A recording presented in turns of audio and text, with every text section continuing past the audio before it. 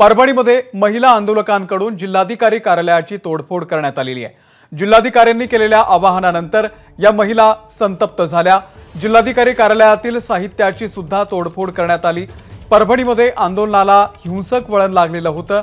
काही काळानंतर ते आंदोलन शांत केलं, परंतु पुन्हा एकदा जिल्हाधिकारी कार्यालयामध्ये महिला घुसल्या आणि त्यांनी जे बाक असतील, टेबल असतील, काचा असतील, सर्व अस्ताव्यस्त करून टाकलेलं आहे। तोडफोड केलेली आहे। रस्त्यावरच्या जाळपोळीनंतर जिल्हाधिकारी कार्यालयाची ही तोडफोड केल्याची दृश्य आपण टीव्ही स्क्रीनवरती पाहतात। परभणीमध्ये जाळपोळीनंतर जमावाला शांत करण्यात पोलिसांना सध्या यश आलंय। पंकज क्षीरसागर आपले प्रतिनिधी या संदर्भातले अपडेट देतील। पंकज, ज्या पद्धतीने महिला आतमध्ये शिरलेल्या होत्या त्या महिलांना आता रोखण्यात आलेला आहे का? सध्याची नेमकी काय परिस्थिती आहे परभणी शहरातली? अमोल, जर आपण बघितलं तर आता सध्या तणावपूर्ण शांतता परभणी शहर आणि इतर परिसरामध्ये निर्माण झालेली आहे।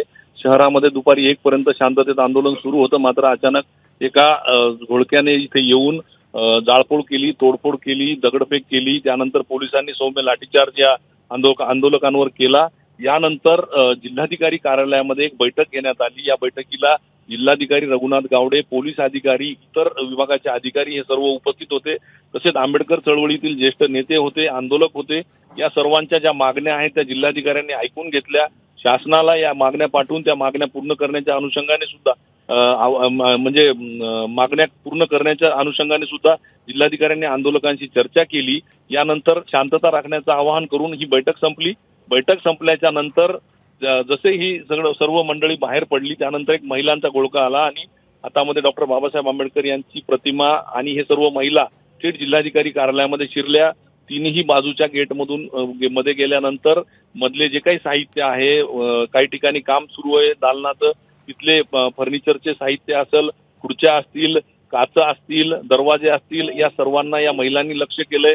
जोरदार घोषणाबाजी इथं केली। जिल्हाधिकारी यांच्या दालनाच्या समोरील दरवाजाची सुद्धा तोडफोड करण्यात आलेली आहे आणि जिल्हाधिकारी स्वतः तिथं उपस्थित आहेत जिल्हाधिकारी कार्यालयामध्ये। त्यांनी शांततेचं आवाहन केलेलं आहे, पोलिसांनी शांततेचं आवाहन केलेलं आहे, लोकप्रतिनिधी शांततेचं आवाहन करतायत। शहरामध्ये जमावबंदीचा आदेश लागू करण्यात आलेला आहे। 5 पेक्षा जास्त व्यक्तींना जमण्यास प्रतिबंध करण्यात आलेला आहे। इंटरनेट सेवा असेल किंवा इतर सेवा ज्या आहेत त्या बंदीचे आदेश जिल्हाधिकारी यांनी काढलेले आहेत आणि आता सध्या ही या महिला जिल्हाधिकारी कार्यालयामध्ये आहेत। जोरदार घोषणाबाजी त्यांच्याकडून सुरू आहे। शहरामध्ये एकीकडे परिस्थिती कुठेतरी निवळत असताना अचानकपणे जिल्हाधिकारी कार्यालयामध्ये ही तणावपूर्ण परिस्थिती निर्माण झालेली आहे। अमोल, निश्चित या महिलांना पांगवण्यासाठी सध्या काही पोलिसांची कुमक मागवण्यात आलेली आहे का? मोठ्या प्रमाणावर पोलीस बंदोबस्त जिल्हाधिकारी कार्यालयामध्ये आहे, बाहेर आहे। पोलीस प्रशासनातील अधिकारी या सर्व आंदोलक महिलांची समजूत काढतायत। या घटनेच्या निषेधासंदर्भामध्ये त्यांच्या ज्या मागण्या आहेत त्या मागण्याच्या अनुषंगाने सुद्धा आश्वासन देण्यात आलेलं आहे। मात्र या महिला ज्या आहेत त्या ऐकण्याच्या मनस्थितीत नाही, अत्यंत संतापलेल्या अवस्थेत या महिला आहेत आणि या सर्व महिलांनी ही तोडफोड केलेली आहे। मोठ्या प्रमाणावर आक्रमक या महिला झालेल्या आहेत। निश्चित पंकज, अपडेट घेत राहू। धन्यवाद या माहितीबद्दल। एबीपी माझा, उघडा डोळे बघा नीट।